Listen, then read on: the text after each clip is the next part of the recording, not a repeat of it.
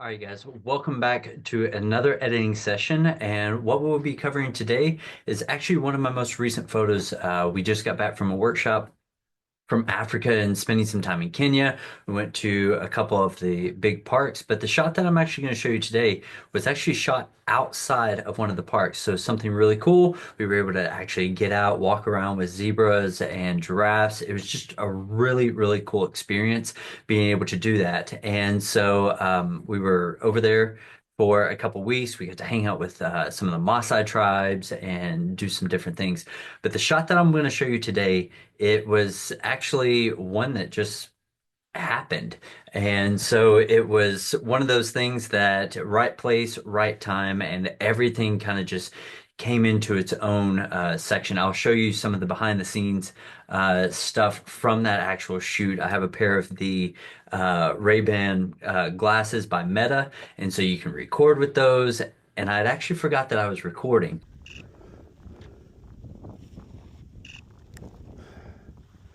Oh, hey, watch this shot. Watch this shot. You ready? See the tree? That giraffe's gonna walk right there with everything else. And this is gonna be the money shot. Keep walking, keep walking, keep walking. Come on, a little bit further, a little bit further. This is it, right here. And so, giraffe started walking across, and it was like a scene straight out of The Lion King. So something really, really cool. But what we're going to do is we're going to get into this edit so that you guys can see exactly how I changed some things in it, kind of brought out some of the natural highlights and drama and everything else that was inside the scene. But let me share my screen real quick, and we will go from there. All right, so we have this right here. I'm gonna bring this over here so you guys can still take a look at me. Good. So right here, what we have is we have this gorgeous scene. Like I said, it's almost a scene straight out of the Lion King. This is as shot, so it's completely raw file. You can see right up here. I was at 240 millimeters. I was using this Sigma 60 to 600 for this shot. I was at 1250. 1250 of a second, f5.6, ISO 200. So a lot of different things went on with the shot. But what I'm going to show you today is how to go from this over to this. And so, like I said, just bringing out some of those colors. We did do a sky replacement for this. I'll go through all the steps for that as well, and just change a few extra things. So first of all, what I typically like to do, I know some people are against it, but I do like to see what Lightroom and Adobe thinks is going to work best for my image. So I just hit auto just to see what it's going to do. And you can see that it changes some highlights, it changes some shadows, white balance, and blacks, but that's about it. So typically from here, what I will do is I will take some of the auto settings that it does give me, like particularly the exposure, everything else is going to be changed real quick. But I do have a little preset right over here. It's just called Start Here. And basically what that does is it bumps my contrast to about 25, highlights all the way down, my shadows all the way up. And then right over here, what I'm going to do is hold down Option or Alt, whichever one that you want. I'm going to move my whites. So here I can see, okay, things that are lit up, those are pure whites. I'm just going to back those down just a little bit, probably down to about 40. And same thing with my blacks. Again, holding down Alt. I'm going to bring this down just a little bit, again, about -40, just to get my colors about where they need to be. Inside of that Start Here preset is my red, orange, and yellows. They're bumped up just a little bit. So you can see, what they were before, what they are after. Not a huge change. So just a little bitty bump here and there. So everything else is pretty much set exactly where I need to. I don't really need to change anything else. May change the color profile. Let's take a look and see what that does. Okay, so it brings a little bit more color right here into my yellows, kind of deepens those down just a little bit. So what I may do is actually drop the saturation on those just a little bit. Also, what I'm going to do is, because this scene has zero purple and zero magenta, let's just make sure that there's no fringes or anything like that that could potentially be introduced the further in that we end up going. So what I'm going to do is just right click, say Edit in Photoshop, and we'll bring this on over right here. Good. So this is, I am working inside of Photoshop Beta. You don't have to. You can work inside of whichever version that you want. But this right here is just where we would come in and start to do some of our basic editing as far as taking things out, putting things in. So what I am going to do first is I'm going to zoom in right here. I do not like this branch right here in the front. So I'm just going to simply select this. The brush that I'm using is the new remove tool. And so it looks like a band-aid with a couple of stars right up above it. This is an AI brush, so it works a lot like the standard healing tool. And so what I want to do is just give this a little bit of an outline right there. And then we'll go up here, take this outline, and you can run the outline as much as you want and just make sure that you connect the start to the end, and then it will go ahead and fill in the rest of that for you. It'll go through its AI removal stuff, and right there, whoop, it went ahead and took that out. We'll go ahead and take this one out as well, just because we don't actually need it. Same thing for this stick right here. Again, just a little bit of removal. We'll go right down through there and take that out.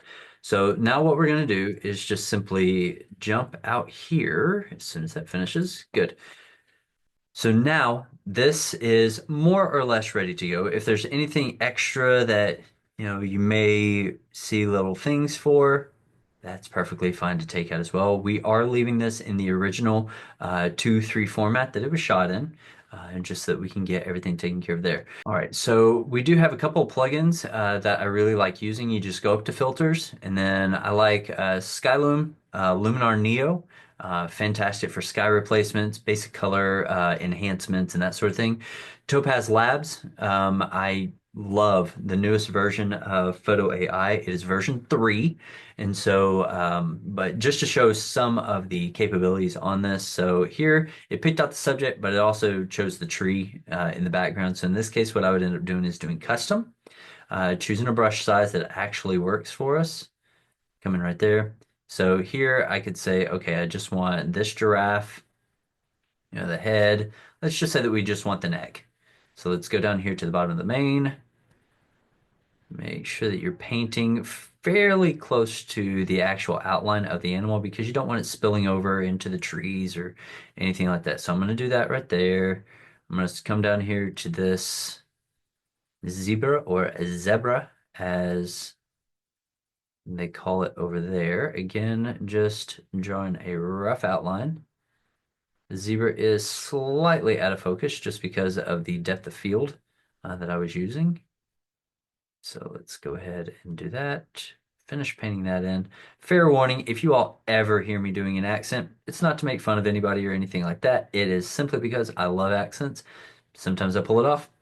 More times than not, I don't. So don't hold it against me. But at the same time, what we'll do, we'll go right over here to controls, and you'll be able to see that just a little bit of sharpening was added to that just to bring a little bit more clarity in. Same thing, color balance, just to be able to do this. Default is at 50.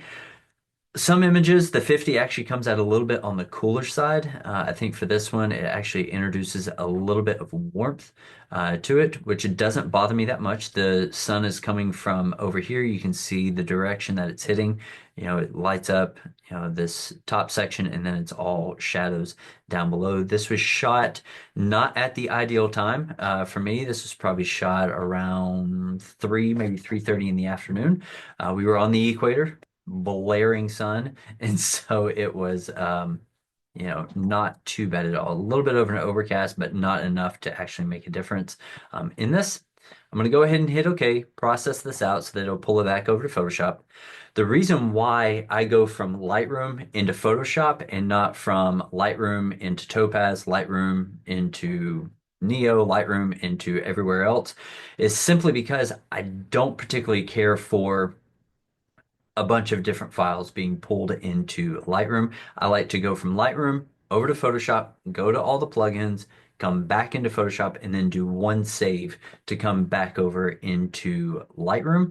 Reason for that is because it ends up with just one additional file and no harm, no foul going from there.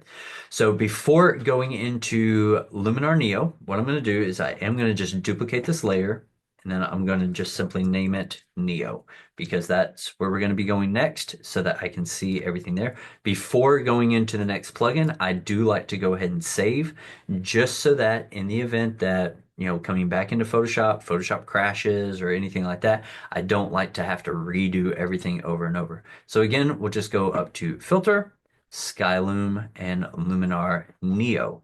So if you are interested in Neo, want a good discount or anything like that, I can get you 30% off. Going from there, I currently do not have an affiliation with Topaz, but I will definitely be working on that just to try and get everything taken care of. So here, the nice thing is that with Skyloom and Luminar, I do have their X membership, which means that I get new plugins, new skies, new presets, and all of that. So for this one, it does give the recommendation. Like it went ahead and recognized the savannah, and went from there. You can do, easy landscapes, mountain moods. There's, I mean, a plethora of other places that you can go. Here, but also all of these are presets that we have going down through here that I could very easily just go through and choose something. I do have one that I've already designed. It has enhancements and all of that. So I'm just going to hover over it and see. It saturates just a little bit too much. The nice thing about presets is, guess what? You can turn those down. So I take it all the way down to 0 or 1 in this case, and then I bring it back up just enough to where I see, okay, right about, let's see, right there. Now I'm going to go over here to edit so that now I can go through and see exactly, what can be done, what can't be done. But if you ever want to see the history of your edits, you have tools and you have edits. So you can actually just click edit and you can see everything that went down through here. So that little start here button gave me enhance. Structure, I don't want that actually. It introduces too much artifacts into that. So enhance, it gives me landscape. So I introduce a little bit more golden hour. Super contrast, I hit my highlights, midtones, and shadows, and color harmony. That's what that start here does. It just automatically does all of that for me. Now, my first step, I have some of my favorites right up through here. Erase is where I always start whenever I go back in. It's not because I'm actually taking anything out. I just say remove dust spots. Maybe there was something that I missed or anything like that. But in this case, we went ahead and just removed those dust spots. Next, I'm going to go right here to sky. It gives me a couple recommendations right there. Not exactly ones that I want. I have about 1,000 different skies that I can actually search through. So let's go down through here and just pick us out a nice sky. These are ones that I've used fairly recently. Don't know that I like any of these. Let's see what this one looks like. For this image, no, it's not too bad. It's different than the one that I originally did. But okay, let's go ahead and do this. So I'm going to take my horizon. I'm going to see exactly where my horizon is. So I lift it up so I can see the clear line. And now I'm just going to bring it down to where it should be inside of there. Okay, next, always double check to see where your sun is coming from. And so if we know that the sun is coming from the right side, we need to make sure that our sun is on the right. So in this case, we just flipped it over to the left. I'm going to put it back over here to the right. And so we know that our sun is in the correct position. Mask refinement. So here on the global, we can take it down, but now look at what it did up here around the trees. It introduced a lot of weird things, but the more that you raise this up, the more that it kind of just brings it in a little bit closer around, what we're actually wanting. So bad, good. In this case, we'll back it down, somewhere around there. Closing of the gaps, typically with, especially with twigs like this, bare branches or anything like that, you're going to see in the closed gap section, look at what it does whenever you're at 0. It looks horrible. However, what you do, again, you just slowly raise this up. It's going to put all of our limbs back in where it should be. And now here for this one, yeah, we're going to be somewhere around the 23, 25 mark. Again, I'm just going to go up and around the edge of the tree just to make sure that, again, we don't have any weird artifacts, weird halos, or anything like that. All of this looks pretty pretty good as far as masking. So there is that. Let's jump back over here to this. Okay, good, good, good, good, good, good, good. All right, so looks like for our masking, we're set and ready to go there. So we'll close down the mask refinements. Scenery lighting is always a lot of fun. So you can take it all the way down.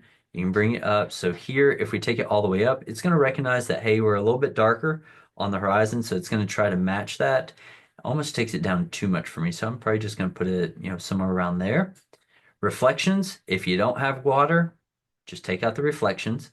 And then sky adjustments, if you want a little bit more warmth, if you want it to be a little bit cooler, so we can do cool, we can do warm. So in this case, I am going to put a little bit more to the warm side, just so that we can have that there. But also you can make it brighter, you can make it darker, however you want. A lot of times I leave the brightness alone. If so one thing that you need to remember is always your depth of field. So if you have sharp subjects and then you have sharp trees and that sort of thing, and even kind of your distant trees are a little bit more in focus, then it's okay to have a sky that's in focus. However, in the event that your subjects are sharp, but because of f-stop or focal length or whatever, your background should be out of focus, like your trees back here are severely out of focus or anything like that. Guess what? You got a defocuser right here.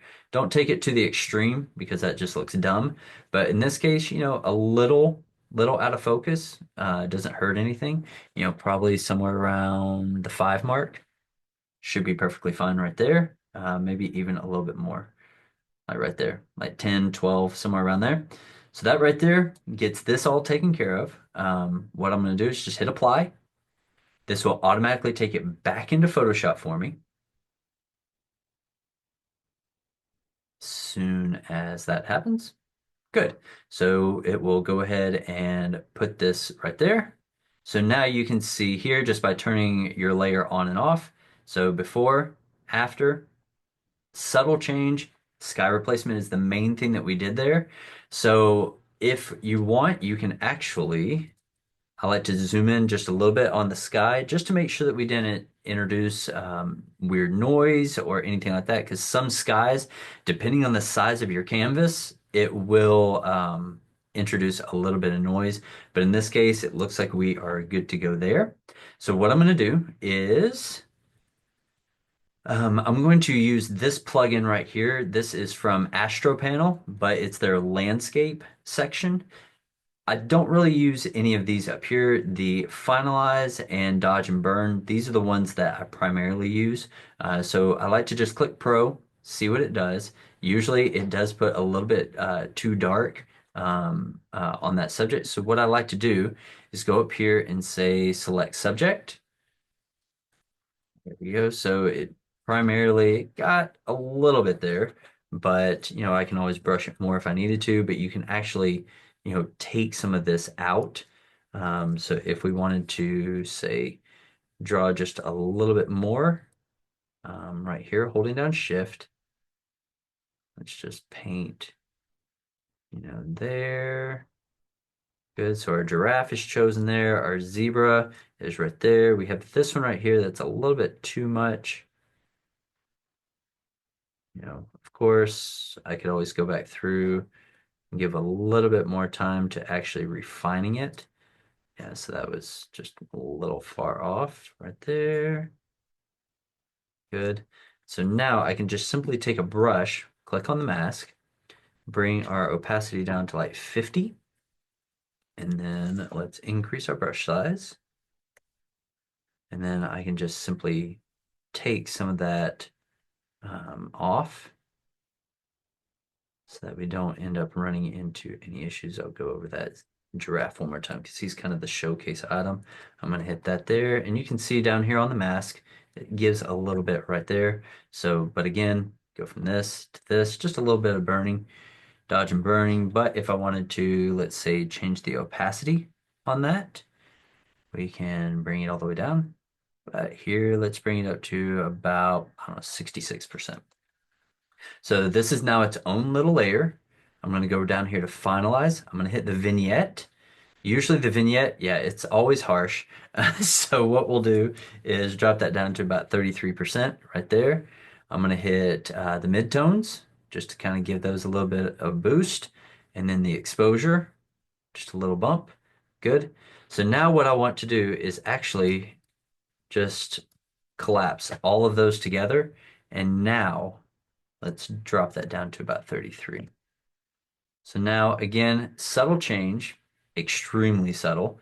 But if we want to look at both of these taken off, you can do that right there. So what we'll do is we'll turn those back on. I'm going to merge all of this down. And again, I'm going to probably put about a 50 on that.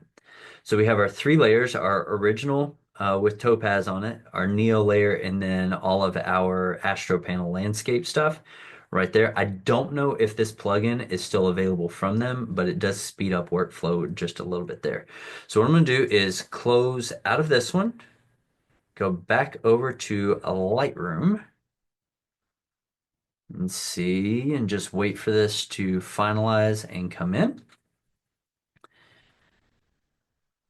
Wait just a hot second, and there is that image right there. So again, we go from this over to this with just a few clicks inside of Photoshop, a couple different plugins, doing that. So once again, one thing that I like to do once we are very close to a finalized image, I want to hit Auto.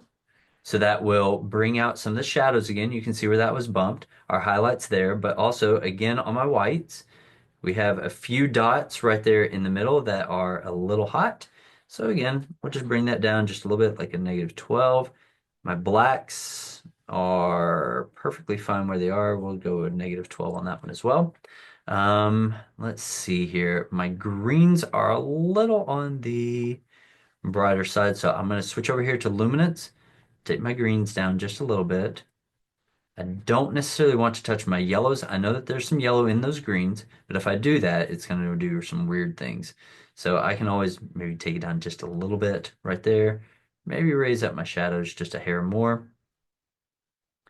And what I'm now going to do is start messing with my gradients and my masks and all that. So down here at the bottom, it's a little too warm for me, so I'm going to introduce a little bit of blue back into it, somewhere around there so you can actually see, the difference there. Again, subtle change, no big deal there. I'm going to add another linear gradient right here across the top. I'm going to bring this down just a little bit. I'm going to bring it all the way down to where the horizon meets. And now this, we're going to just drop it just a little bit right there. And now we can adjust this out however much that we want. So probably somewhere right in there. But I don't want that gradient here on my tree. So what I'm going to do is go right here, click on these three dots, say intersect mask with sky, and it will take it off of those trees. So you're good to go there. Next, I want to give my subjects just a little bit more of a boost. So let's say select subject, see if it does it. And it did a pretty good job. I'm going to add object and shrink that down just a little bit. Make sure that we have our giraffe head completely selected. So that will add that in right there. Let's add another object. Make sure that we have our zebra, including those back there. You just see their butts, but at the same time, we still want to make sure that we have all of our stuff taken care of right there. I'm going to go ahead and fill this in so that we can have all of that zebra right there as well. So now if we want to give it just a little bit of a boost in color, we can do that right there, make them stand out just a touch.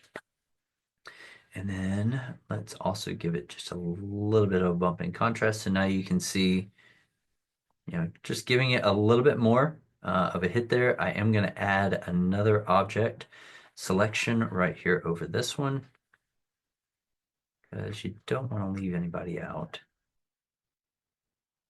There is that. And you saw that it just got a little bit of a bump right there.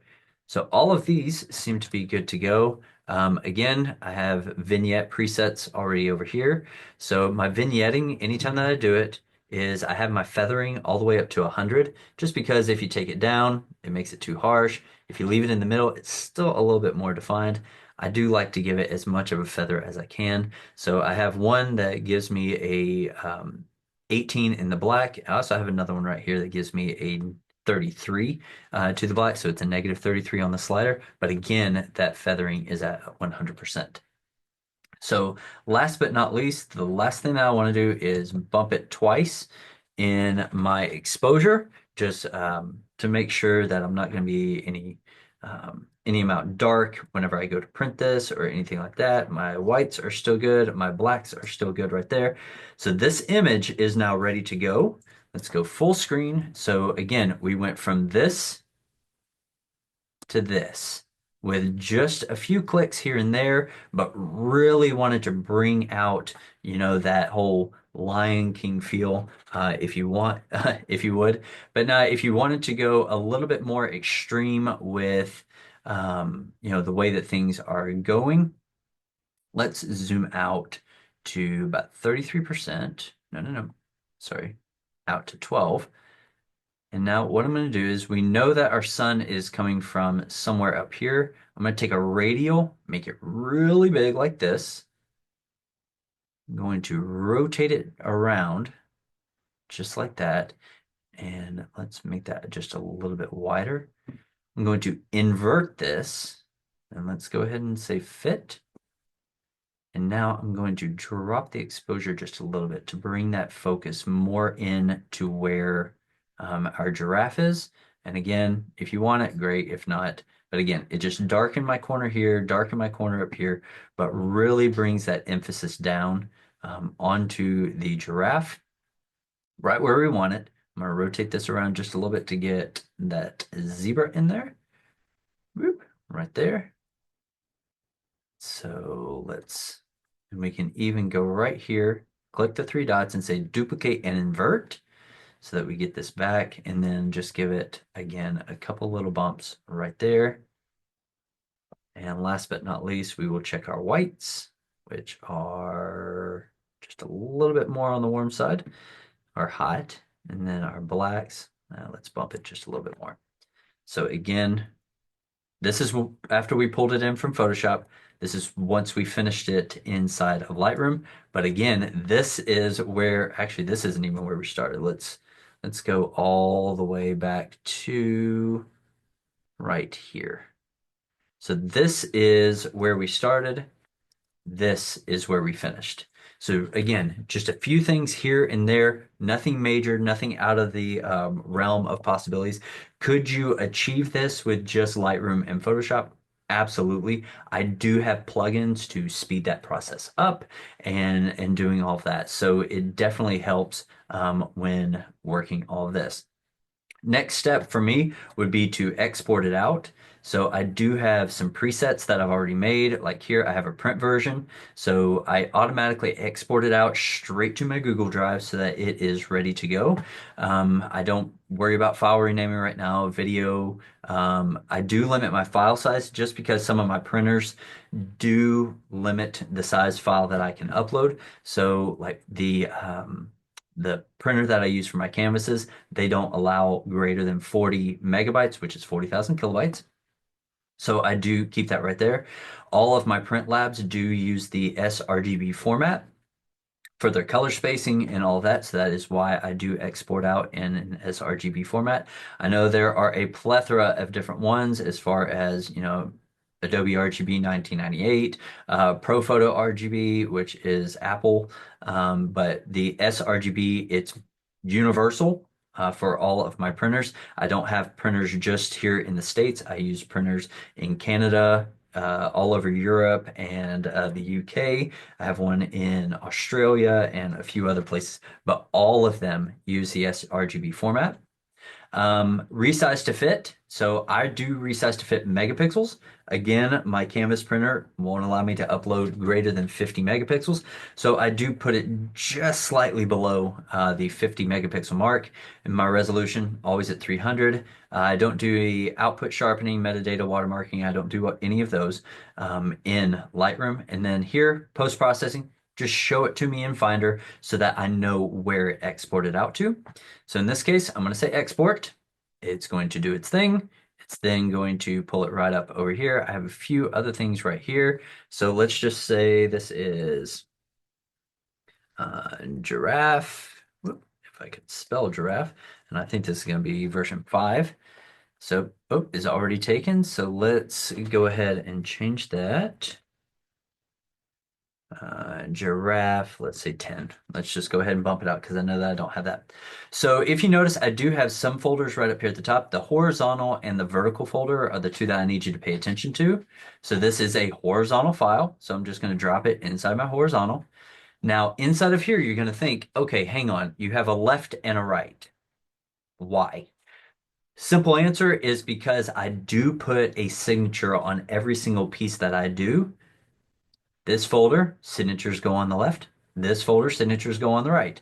So what I can do is I can simply look at this one and say, okay, where am I going to want my signature to be? Do I want it over here in kind of the dark shrub up front, or do I want it right over here close to this zebra right here? This side's already a little busy. The giraffe is facing left, so I'm probably going to put it over here into the left.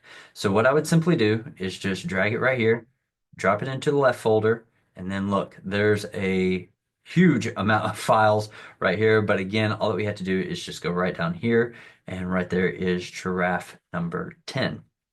So, next step for me in the process of getting it from taking it all the way up through the process of selling it, what I will now do is take this into a software that a buddy of mine developed, and it actually does mock-ups and all of that for you. So let me get that pulled up for you real quick.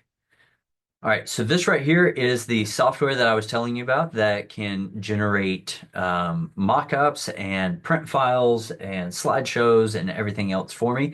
For me, I use it primarily for mock-ups, so it makes things a little bit easier whenever I'm going to put them into Etsy. So the Thriving Artist is the academy that I am the head coach for. And so if you want like additional coaching on how to sell, how to market, how to do all of that, we do have an online course for that that you can join in. I lead there's about 1,000 students inside the class. On average, we have about 50 that attend the live coaching sessions. And from there, you get up to 4 hours a week with me. We call it kind of Etsy nuts and bolts, and how to go through the process of selling your artwork and all of that. In the last 2 years, sold about 800 pieces on just Etsy, and then we have other platforms that we're on as well. But just 800 pieces in the last couple of years, and showing exactly how to do that. But first off, this gives you the option to either distort your image, so it will take your 2x3 and put it in however it needs to in order to get that to work. The crop version here, it works a little bit better, especially whenever you're doing buildings that have geometric shapes in it, like circles or spheres. Like here in Knoxville, we had the sun sphere. So in order to put it into the distorted, it would actually end up distorting it to where it's no longer a circle, but it would end up more as an oval, or however you want going from there. So for geometric shapes and a lot of wildlife stuff, you'll actually be using the crop version. So the crop version is what we'll do. We're going to go right here to upload an image. I'm going to find that file wherever it may be. It's inside of our horizontal folder. It is inside of our left folder, and giraffe 10. So we're going to do this. It's going to load that image, and then it's going to show me how it thinks that I will want it cropped. So this will be a 16 by 20 crop. I can move it over this way just a little bit. Probably right about there, so that I'm not cutting off these giraffes, and I'm cutting this one, or not giraffes, these zebra in half. I'm cutting this one for sure in half. So we'll scroll down just a little bit. So this right here is our 1x3. I don't typically use a 1x3 because, well, here it's going to crop out too much, so it doesn't matter. I'm going to throw that one away. This is our 24x36. It's our standard 2-3, so I'm not worried there. Same thing here. This is a 30x40, so I'm just going to move this over to right about there, include a little bit more of that tree. Come down here, 24x30, 72. Again, that's a 1x3, so I'm not going to use that. This is our pano, 36x72. It's a 3 panel, so we'll go right there. Same thing here, the 40x90. I'm going to crop this down just a little bit to include the feet. right there. And so now I'm just going to hit confirm. So this is going to generate the actual mock-ups for me so that I can see them in a nice preview and know exactly what they're going to look like whenever I go to print them. So here it's going to generate, generate, generate. So now you can see this is a 30 by 40. This is a 24 by 36. Here is our 36 by 72. This is a 40 by 90. So you can see exactly how it's going to look once it's printed. This right here gives us a multi-wall mock-up so that you can see everything from an 8 by 10 all the way up to a 30 by 40. Sometimes this doesn't want to load, which is perfectly fine. It doesn't bother me. And then our 16 by 20 that the lady is going to be holding here. So in this case, I don't want my print files. I don't want a slideshow generator. I just want my diagrams so that I can get those pulled in fairly easy. So right here, it's going to go through the process right over here, generating everything here, showing exactly what it's doing as we go. So again, fairly simple, fairly quick process as well, because you got to think it's actually generating 10 different mockups for me right now. And I already know that there's going to be at least three that I'm not going to use. I don't use the 1 by 3. I don't use the 24 by 72, and I don't use the office over here. But you can see right here, all of these are set and ready to go. 30 by 40, a that one is getting thrown away. This one is usable. So here, I wanted to make sure that my main subjects were not cut in half. This one, yeah, he got a little split, so he looks a little bit longer than he should, but at the same time, it doesn't bother me that much. 24, 36, and then this is that multi-wall mock-up that I was telling you about. 30 by 40, and then this one, it doesn't look half bad, but still not going to use it. And then the lady holding the 16 by 20. So what we will do is simply close out of that. We're going to jump over here. What we're going to do next is we're going to jump into Etsy so that we can actually go through the process of setting up a listing and all of that as well.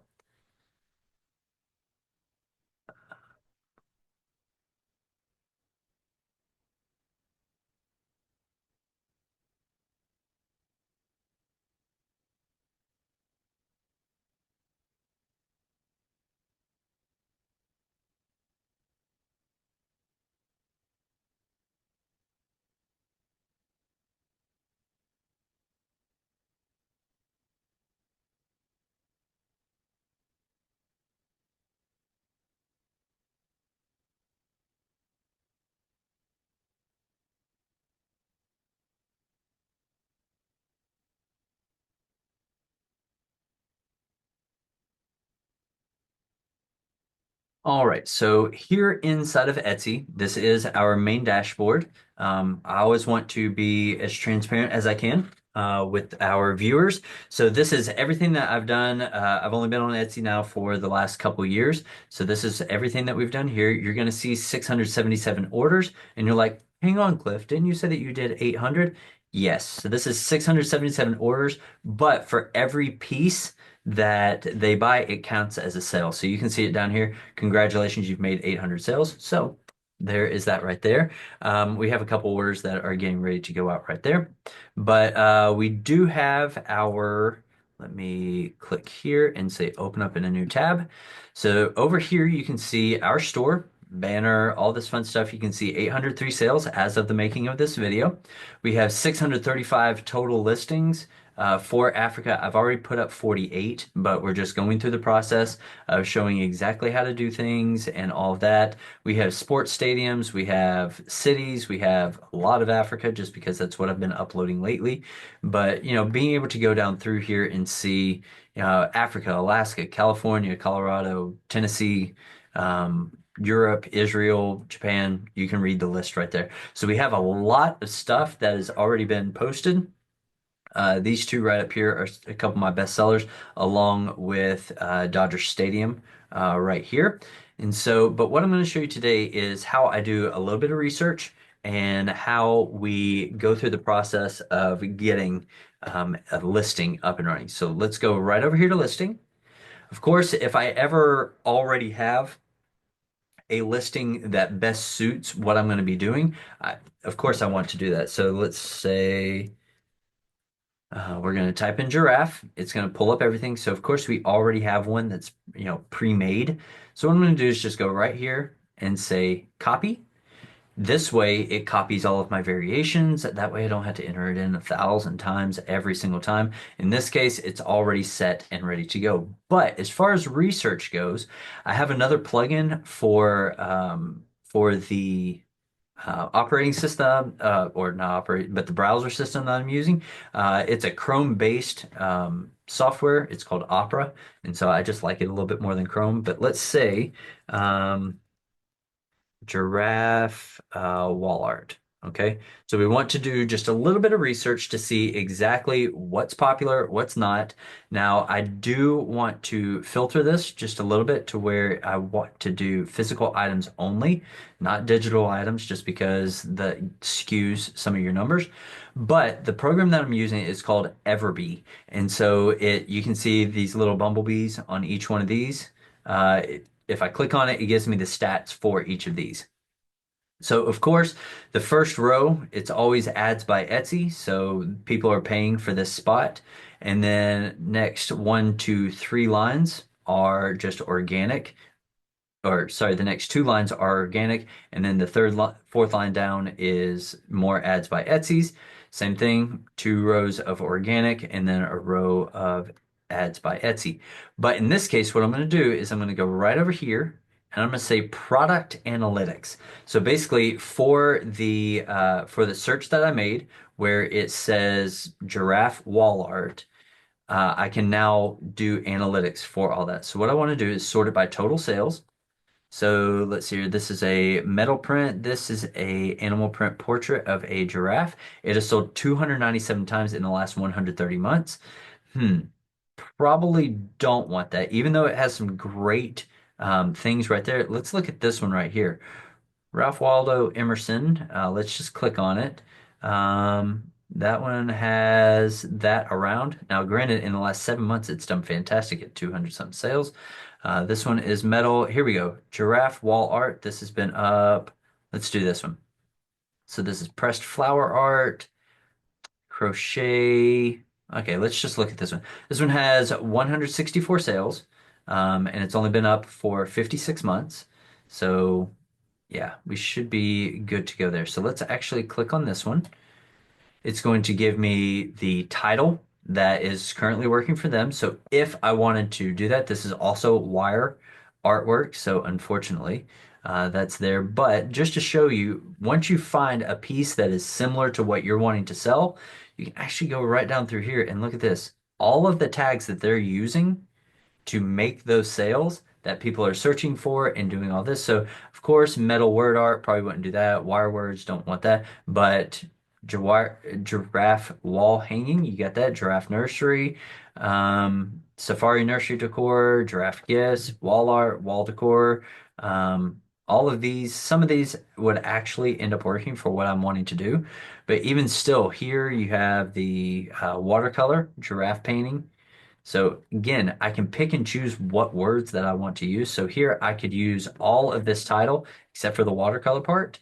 And again, down through here, you have all of these tags. These are probably the tags that I would end up using for mine. So let's actually just copy that. I'm going to go back over here.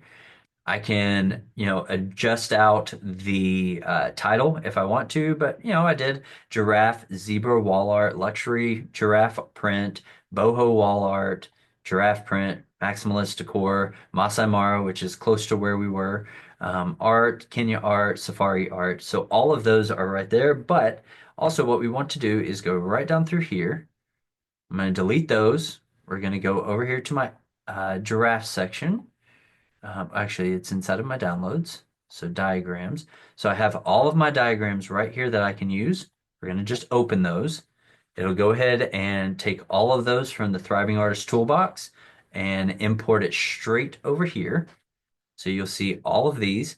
Now, granted, I want something that I can use for the main art piece. So for that, I actually have something completely different. I'm going to jump back over here into Photoshop. let's go and open up an extra little piece. So I'm going to go right here to horizontal templates. Let's actually not do that one. Let's do this one right here. So this one already has my signature put onto it. So I can double click the design icon. And then what we do is we just simply go in to here. We find our print, left, left, left. Let's go down here to our giraffes.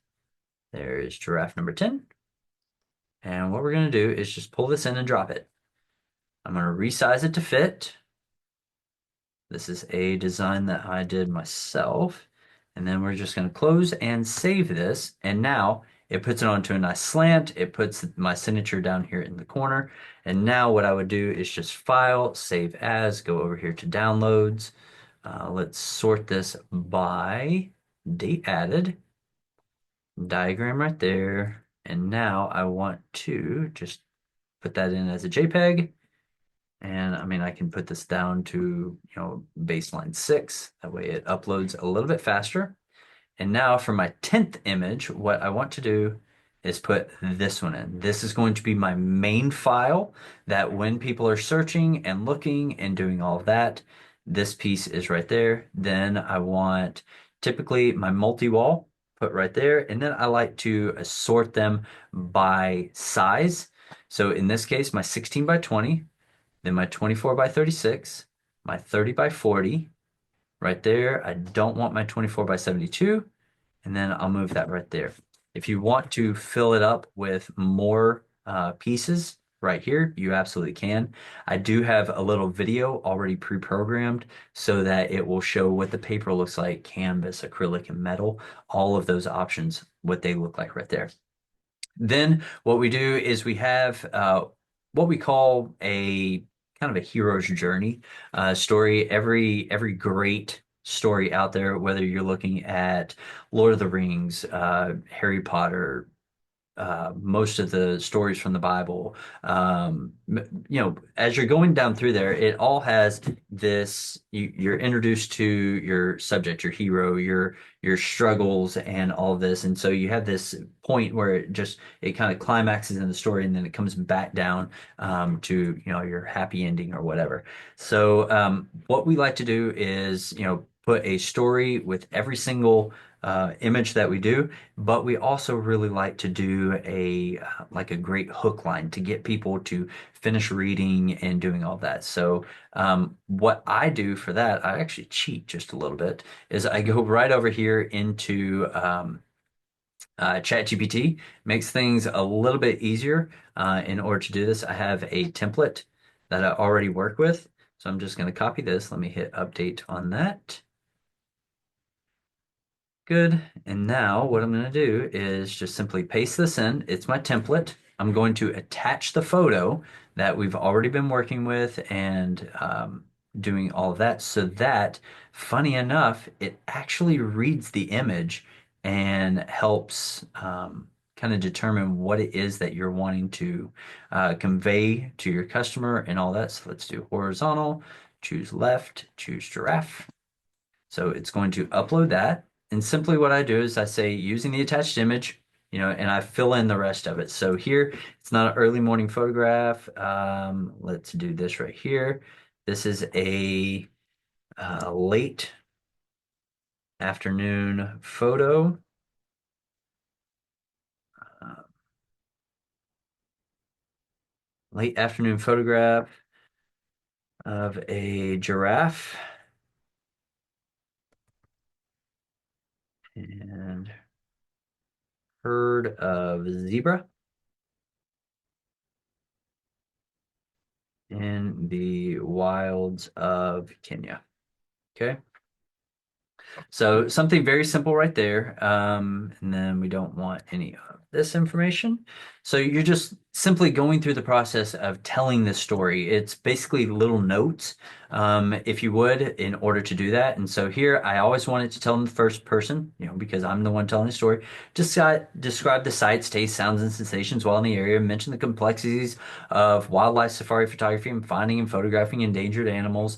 Be sure to include history of the area, nicknames, slogans, catchphrases, because I don't know any of the slogans and catchphrases for the area. So this would definitely help with this. Now, I do choose to write in the style of Francine Rivers. She's a historical fiction author who primarily does like Christian fiction and historical fiction there. So here I do like to keep to the same theme.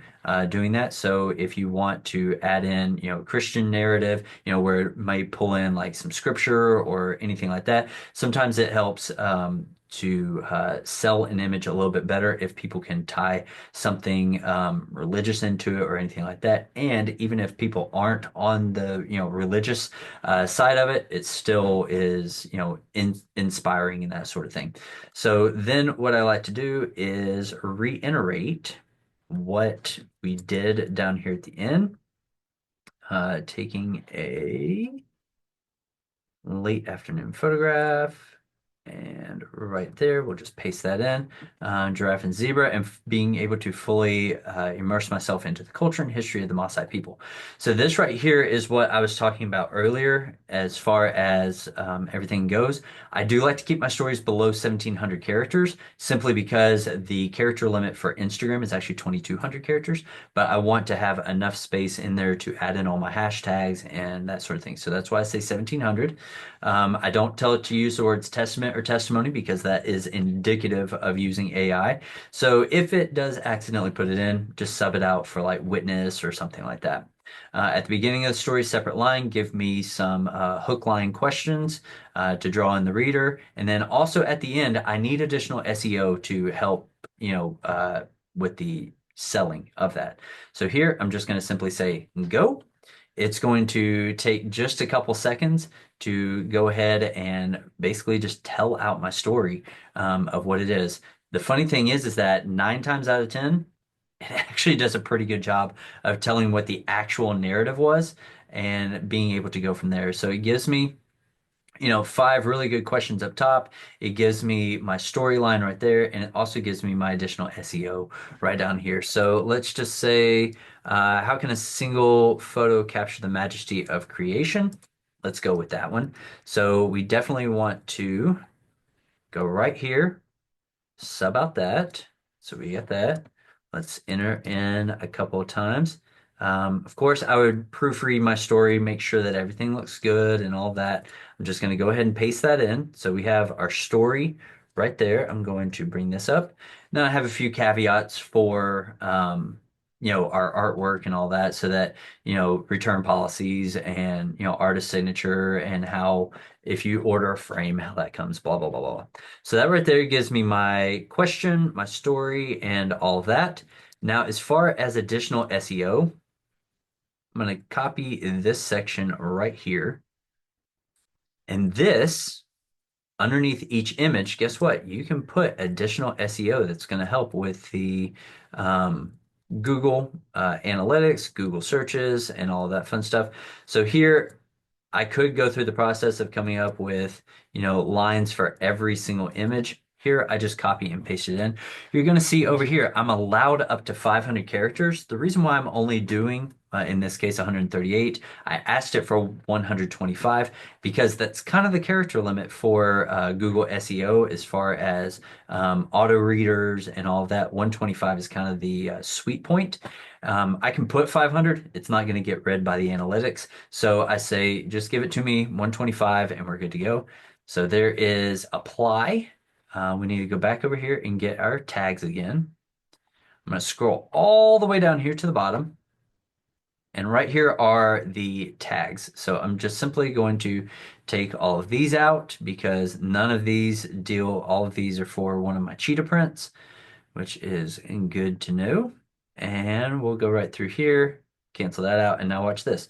From the one that we know that sells a ton of art, I'm just going to add in their tags. So now anytime somebody's doing a search, their picture comes up, mine comes up right next to it. And if I can make mine look better than theirs, hopefully we'll be able to get some sales out of it.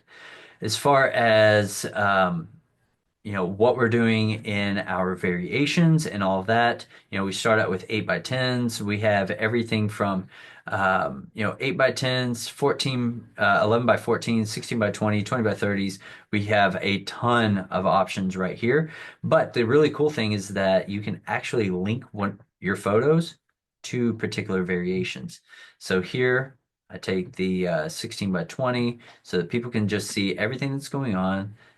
That one goes there. The 24 by 36, the 30 by 40, 32 by 48 goes with that one. The 40 by 60 goes there. 40 by 63 panel we'll put right there as well. The 36 by 72, of course, has its own. And the 40 by 90 has its own right there. So now, anytime that somebody is clicking through the variations, it will actually show them exactly what it is that we're talking about. So right there is that. We've added in all of our information there. We've added in our variations. We have put, free shipping. We have made to order. We have everything there. We have all of our tags, all of our materials, paper, canvas, acrylic, metal, aluminum. Metal and aluminum are the same things, but for our friends overseas, they, instead of saying metal, they do aluminum or aluminium. In this case, of course, we have free shipping. So none of these criteria actually matter because we do free shipping for all of our orders. I have a 14-day return policy just for our EU partners. Everyone else, there's no returns just because each piece is made custom. And then here you can choose your shop section. So in my case, would this go in Africa or would this go in wildlife? You can only choose one. So what I would end up doing is probably putting this one in wildlife, then copying and then just putting the second copy in Africa. Yes, I pay double the fees, but if they're looking inside of the Africa folder, I don't want them to possibly miss out on it. And so here I always want my new listings to be part of our Etsy ad platform, and then I want it to renew automatically. Every time that it expires or every time that it sells, it'll do that. So here I'm just going to say publish changes. I'm going to hit publish. And now, once this is complete, it will show up right over here. Boop, right there it is. So it's just a little bit different than this one, but let's go ahead and view this on Etsy so that you can see exactly what I was talking about. You can see the layouts, you can do all this, but watch this. Whenever you change the size to an 8 by 10, it pulls up the 8 by 10.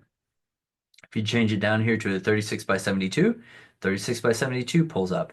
And so you can see how everything just kind of goes together and does that. And same thing right here. Learn more right there. Can a single photograph capture the majesty of creation? And then right there's my story. And then as we go down through here, you can see all of the addendums down here at the end, people leaving reviews and all of that. So this is how you go quite literally from shooting in the field, which you'll get to see that video of exactly when the giraffe was walking across because I was doing the recordings. But also you can see exactly my workflow on how I edit this particular image, how I get it put into ChatGPT for my stories, how I get it put into Etsy, how I put it into a mockup generator, how I do all of this stuff in order to get it from quite literally shooting in the savannah to selling it to complete and total strangers all over the world. This particular print, I just put it up, so it's not sold yet, but we have already sold a few of our Africa pieces. I've only been back about a week. I already have about 40 images up and running on the platform, so this is just another one that we can add in to try and see exactly how it works.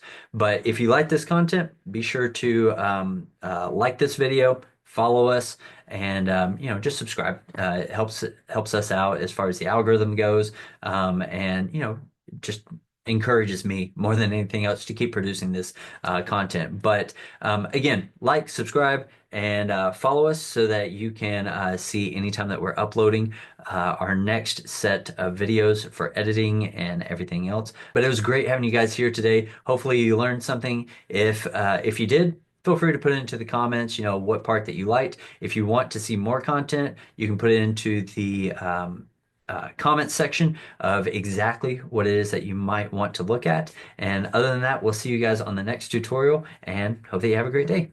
See ya.